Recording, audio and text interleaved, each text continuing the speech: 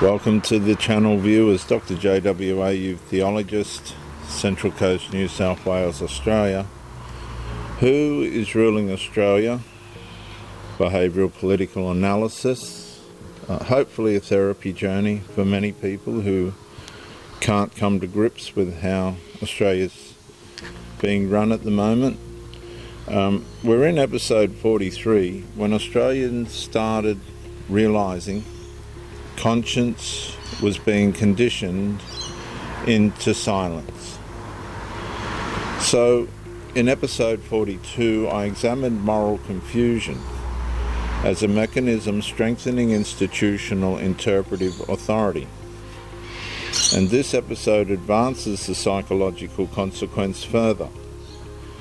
Populations increasingly conditioned to suppress conscience beneath administrative, social and institutional pressure.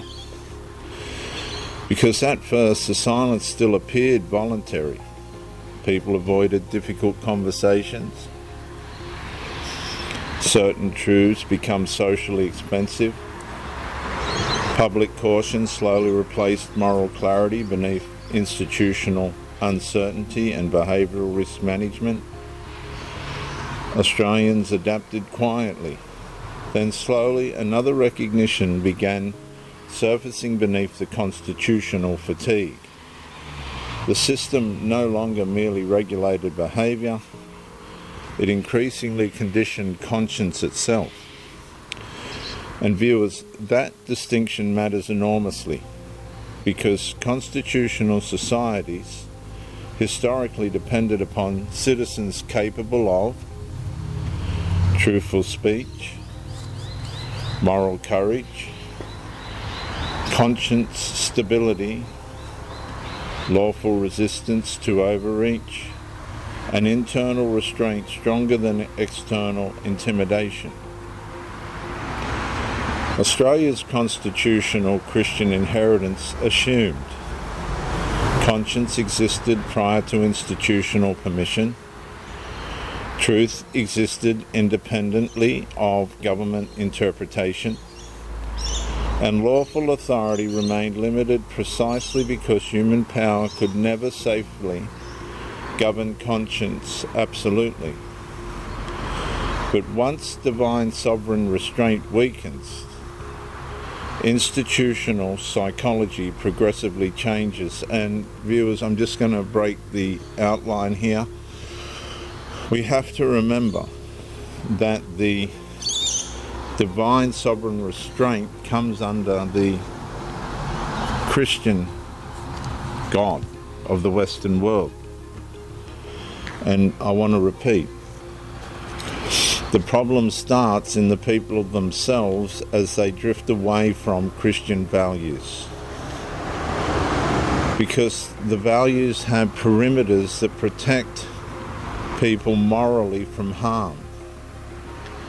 And when those perimeters are broken, and by nature they will be, by nature humanity unfortunately drifts towards wrong, when these individuals that have decided that Christian values just aren't enough to build their life on, and there's either no way or a better way, given atheism or all the different religious options, when those people penetrate politics and get authority, then the mask slips off. And so what happens then is you have people in power that are not going to be under divine sovereign restraint. Now, at first, they're going to come up against opposition, but this has been happening now for decades, and the restraints within the moral codes of the institutions and establishments have weakened to a point where people that get put in these places unvetted use the authority that they have in a way in which they go into what's called, hang on viewers, I've got a rat bag out here. Yeah. go into what's called divine sovereignty drift. They've just drifted off like a ship without a rudder into Neverland, and they're allowed now. They're allowed.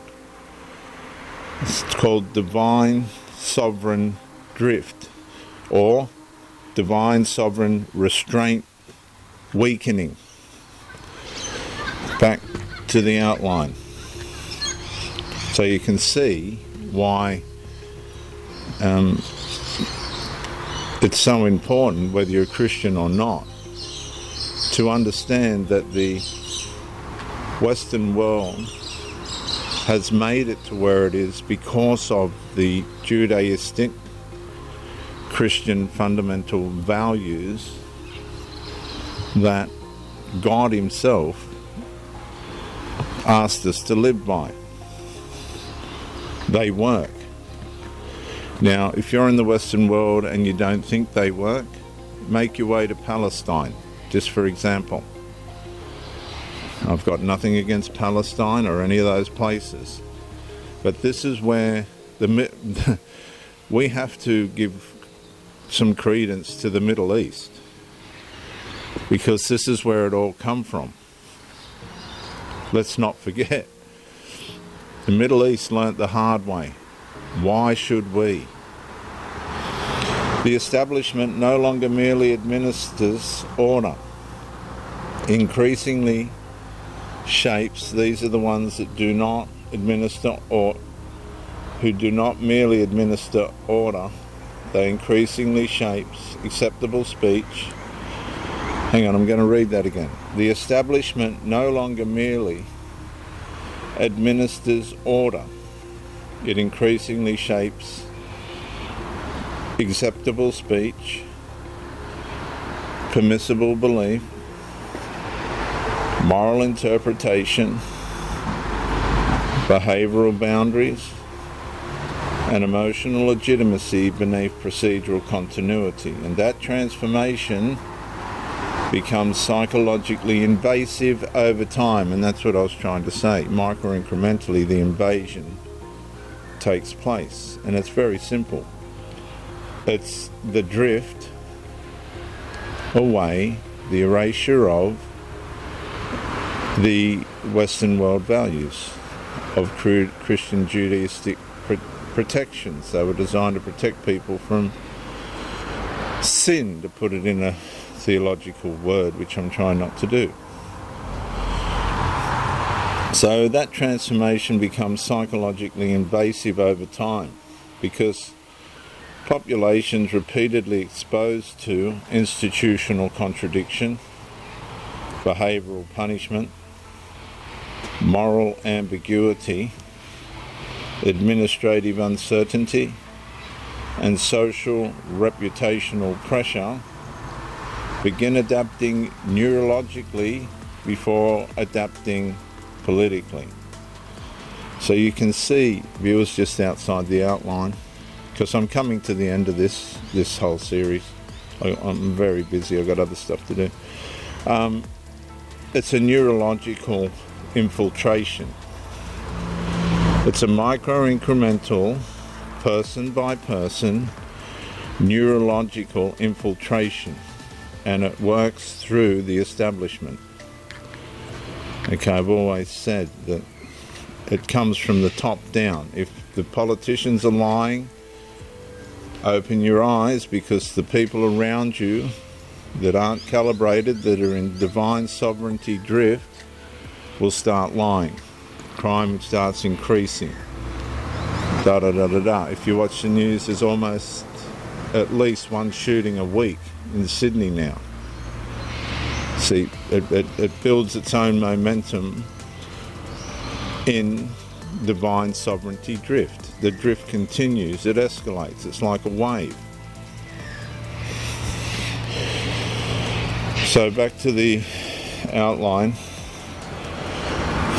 These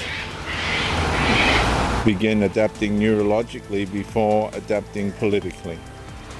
So it's the underlying core values to restraint that are being impacted. The restraint is weakening. People speak less freely, self-censor, automatically suppress instinct, avoid scrutiny, detach publicly from convictions privately retained beneath survival pressure. So what happens is now, you just think for a minute, off the outline, if you try and live by the Christian principles that by nature you believe you're supposed to, then these people have detached from that and they're in places of authority. So your constitutional protections, because of the drift, the moral drift, the neurological moral drift, aren't necessary to them as they are to you. Okay?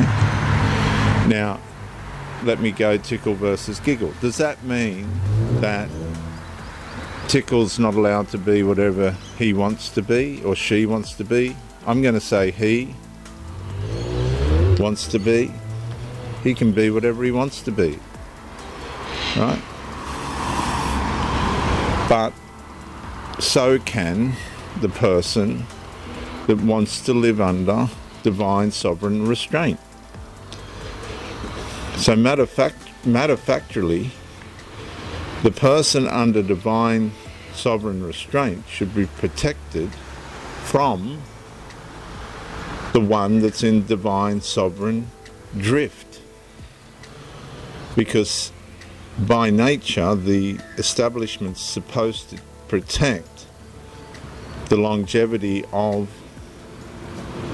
the way in which it's been able to establish in the first place and survive. So once divine sovereignty erasure begins, as in the case of Tickle versus Giggle, and then goes beyond that and punishes, right, and punishes divine sovereignty, restraint in action, Giggle, then that's when the mask has slipped. That's when the country's, or that place or that establishment is in severe trouble. Because it just doesn't end well. It just does not end well. The disintegration accelerates. It builds its own form of momentum.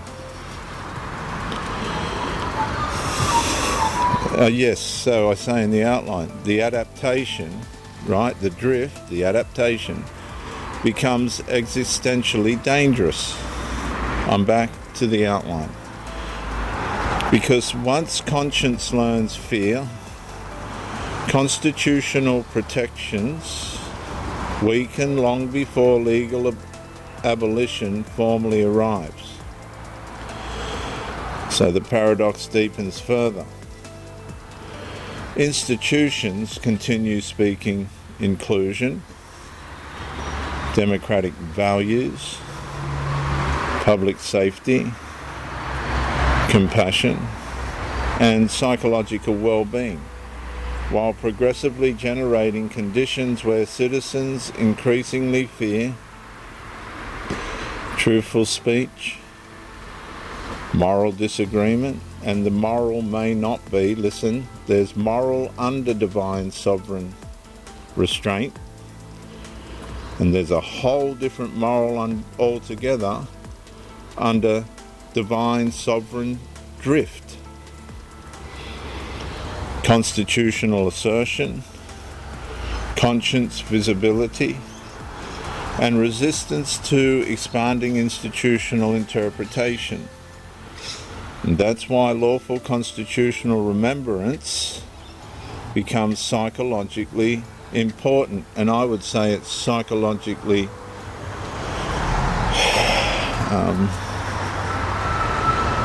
priceless. It's not merely politically important. The constitutional citizen increasingly rediscovers, and this is what I've done these talks for you to rediscover, truth does not originate from administration. Conscience is not government property. Human dignity cannot depend upon behavioural conformity. And institutions remain morally legitimate only while recognising boundaries they are not authorised to psychologically cross. And that recognition interrupts adaptive silence. You see, silence itself has a voice. That sounds really strange, doesn't it? I'm off the outline. Silence itself has a voice because the influence of silence can work either way, for the good or for the bad. That's why neutrality, lukewarmness, really doesn't help anything. It just allows things to adapt. And that issue confronting Australia, therefore, extends beyond legal structure entirely. The deeper issue is whether populations can remain internally free once institutions progressively condition citizens to fear the social, procedural, reputational and psychological consequences of visible conscience itself. And that question now sits beneath public caution, constitutional fatigue, institutional distrust, behavioural adaptation, and moral uncertainty spreading beneath democratic continuity. And viewers, listen very carefully to my closing statement. And somewhere beneath the silence, another truth steadily emerges. A civilization begins losing constitutional freedom the moment citizens become psychologically conditioned to suppress conscience before institutions ever need to formally suppress it for them. I do have further talks on this, but for this stage, thank you for joining me. I will not release the next heading. I have other stuff I need to do at this point. I don't want to cause disappointment. But so far, I hope you've enjoyed the therapy journey. Like, subscribe, comment to educate me, and share to help somebody else. Dr. J.W. Ayub, theologist since 1994.